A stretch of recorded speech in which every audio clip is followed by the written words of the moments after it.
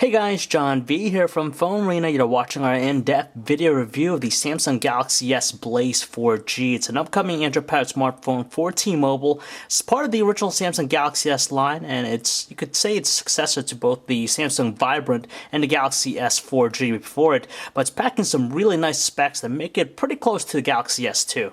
For starters, we gotta say that it's really compact for a device bearing a 4-inch display. Here it is next to the iPhone 4S, and again, it's pretty much similar in overall footprint. It's a typical Samsung-made device. It's constructed out of plastic all around, which gives it a really good lightweight feel in the hand. We like the soft touch back cover here. It gives it a good amount of grip in the hand, and it has a styling similar to the BlackBerry Torch 9860 with its bezels. It rounds off towards the top edge here, but overall, it's pretty conventional looking. Just like the Samsung Vibrant and the Galaxy S 4G before it, the Blaze 4G features a 4-inch WVGA Super AMOLED panel, so that's 480 by 800 pixels. It utilizes the Pentel matrix arrangement, but despite that, it's still pretty sharp looking. We can make out fine text, but when we look very close, we can kind of see a little bit of pixels there, but it's not that much of a problem. Still pretty sharp looking, and of course it exhibits all the qualities of the Super AMOLED panel. It's definitely nice with its vivid colors, high contrast, wide viewing angles, so it's definitely pleasing to look at. Saying that its Android capacitive buttons are close to one another and placed near the bottom edge, we do find ourselves accidentally pressing them. Of course, above the display we have the earpiece, and you have a front-facing camera for video, chat, and self-portraits. On the left edge we have a raised volume control and offers a really nice responsive feel. While on the right side of the phone you have the micro SD card slot, dedicated power button, which is a little bit on the flat side so it's difficult to make out. The only thing we find on the top edge is just the 3.5mm headset jack. We have a micro USB port for data and charging connectivity, and also the microphone right here. And finally in the rear we have the 5-megapixel autofocus camera, single LED flash, have the 2 notches there for the speakerphone, and removing the back cover we gain access to its 1750 mAh battery, and also the SIM card slot. As expected, the handset's running the most up-to-date TouchWiz user interface on top of Android 2.3.6 Gingerbread, so even though it's not ice cream sandwich, we're still pleased by it, just because there's an abundance of personalization thanks to its wallpapers, the shortcuts, and also the widgets. It's quite useful, and of course you have the app panel which is laid out in your traditional grid-like view, so if you used a recent Samsung device, this is going to be very familiar. Technically, the Blaze 4G is still part of the original Galaxy S line, but it has been upgraded with its processor. It now features a dual-core 1.5 GHz Qualcomm Snapdragon S3 processor with 1 GB of RAM. I've got to say, it's very quick and responsive, and even with graphically intensive live wallpaper here, it's able to actually track our finger pretty tightly, and other basic tasks such as opening up applications, pinch zooming, it still exhibits a good amount of fluidity, and all in all, it's pretty quick. So there's no arguing that we've been spoiled by devices with larger displays, so when we revert back to using something like this with a smaller display, it makes it a little bit difficult typing up long messages just because we got to be a little bit more precise with our fingers. But as far as the responsiveness, it's really good just because it's able to keep up with our rate of input.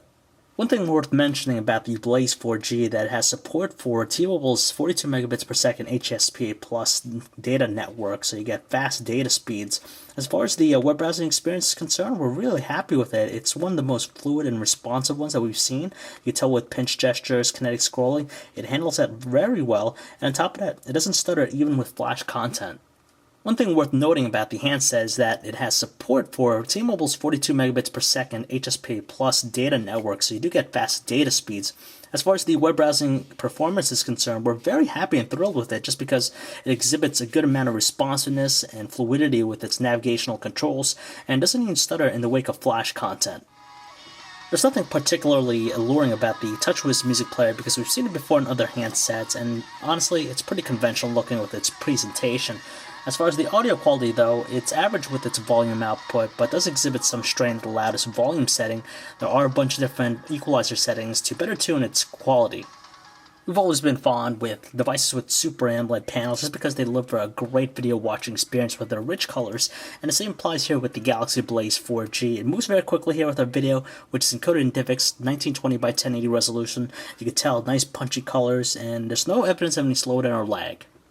If you plan on taking photos with the handset's 5-megapixel camera, you'll probably just stick to shooting scenery shots in sunny conditions just because that's the only time it produces some pleasant looking visuals. Aside from that, in low lighting conditions, you really see its poor results just because it's filled with a lot of graininess, and on top of that, kind of blurry because it takes a little bit of time for the handset to snap a photo.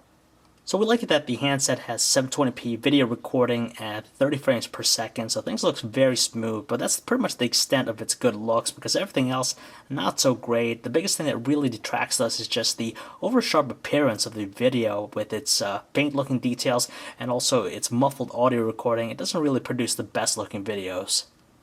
Overall, we're really content with the calling quality found with the Samsung Galaxy S Blaze 4G just because the voices are both distinctive and clear on both ends of the line. There isn't any evidence of any background noise or static. The only issue that we find is just that with the volume output through the earpiece and speakerphone, it's rather weak. Signal strength is not an issue with the handset just because in our time using it, it didn't exhibit any fluctuations with its connectivity, and we didn't experience any dropped calls as well. Lastly, we're thrilled with the battery life produced by the handset's 1750 mAh battery. We're able to get at least 2 days of normal usage, and even heavy users will find it more than sufficient for 1 day's worth of use, so it's above average compared to other things.